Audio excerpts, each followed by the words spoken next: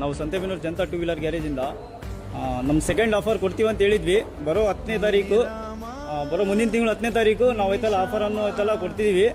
ಏನಿಲ್ಲ, ಒಂದು 4 oil service, 4 full oil service ಕೊಡ್ತೀವಿ ಅಂತ ಹೇಳಿದ್ವಿ. ಅದನ್ನು ಕೊಡಬೇಕಂತನೂ ಇದ್ದೀವಿ.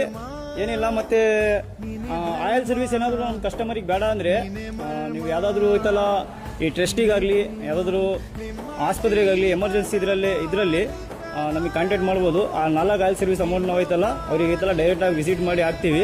ಅರ್ಬಾಜ್ ಭಾಯ್, ಏನು ಹೇಳ್ತೀರಾ ಇದ್ರ ಬಗ್ಗೆ? ಏನಂದ್ರೆ ಭಾಳ ಜನ ಆಫರ್ ಕೊಡಿ ಅಂತ ಹೇಳಿದ್ರು.